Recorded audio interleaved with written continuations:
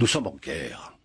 Il ne suffit pas de dire guerre civilisation, de la culture, etc. Tout ça n'a aucun intérêt, en réalité. Que ce soit subversion, culture, tout ça sont problèmes sémantiques agités par des intellectuels qui n'ont rien d'autre à faire. C'est une guerre. Et quand on fait une guerre, on fait la guerre. Nous ne faisons pas la guerre.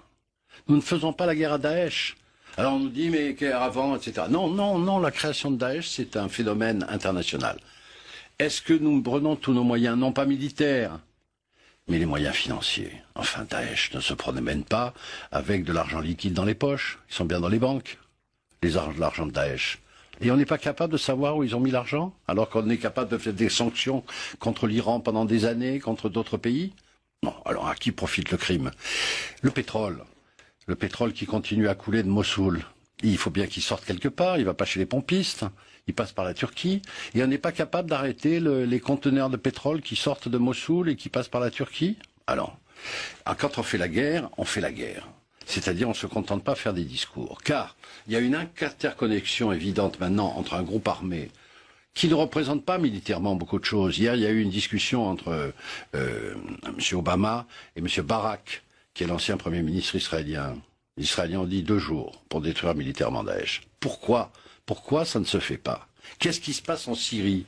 Quelle est l'attitude de la France en Syrie avec Al-Qaïda? Ce sont des questions qu'il faut poser maintenant. Moi, ce que je souhaite depuis longtemps, c'est qu'il y ait un vrai débat de politique internationale sur cette situation, qui a des conséquences en France. Daesh, c'est un phénomène nouveau qu'il faut éradiquer le plus rapidement possible. Je dis même pas que ce sont des islamistes ou que ce sont des islamistes, mais des voyous.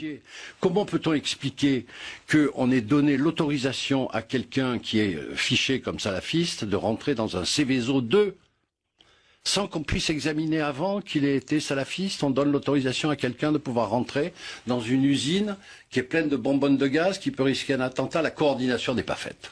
Aujourd'hui, mettez-vous derrière le gouvernement et aidez le gouvernement à défendre les Français comme il le fait actuellement. Il ne le défend pas, je suis désolé. Il le défend très bien et avec beaucoup plus de fermeté et d'efficacité que tous ceux que vous avez soutenus. Mais vous savez que Daesh existe depuis 3 ans et que c'est pas la peine de nous bassiner avec Sarkozy. Depuis combien de temps? Al-Qaïda que vous soutenez en Syrie, vous soutenez en Syrie. Vous vous rendez compte de ce que vous dites? Mais je le dis vous vous rendez compte de ce que vous dites? Vous soutenez Al-Qaïda en Syrie. Mais vous êtes fou. Non, vous êtes fou. Écoutez, d'abord, je vous permets pas d'insulter. Non, mais vous ne pouvez pas dire. Je suis tout à fait. Vous ne pouvez pas dire que la France soutient Al-Qaïda.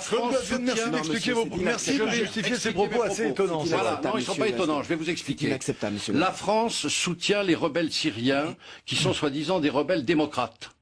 Des rebelles syriens démocrates en Syrie contre M. Assad.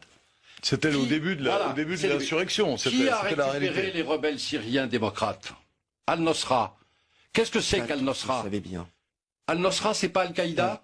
Pas tous les rebelles, vous le savez bien. Ah, pas tous les rebelles. C'est-à-dire, certains rebelles ont été récupérés par Al-Qaïda avec des armes françaises. Monsieur Ghazouani, vous ne pouvez pas dire que la France soutient Al-Qaïda. Nous continuons à fournir des armes à Al-Nosra.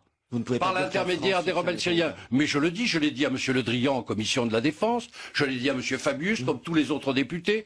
Il va falloir éclairer tout ça. L'attitude de la France en Syrie n'est pas en Syrie alors soutenir Assad contre Assad, mais ne pas se mêler de cette affaire. Nous avons pris position pour les sunnites. Nous sommes les alliés inconditionnels de l'Arabie saoudite et du Qatar avec les sunnites. On sait très bien que l'Arabie saoudite soutient les sunnites d'Al-Nosra. Ils sont armés contre Assad, parce qu'Assad il est chiite. Tout ça, c'est un problème complexe que peut-être vous ne connaissez pas, mais renseignez-vous.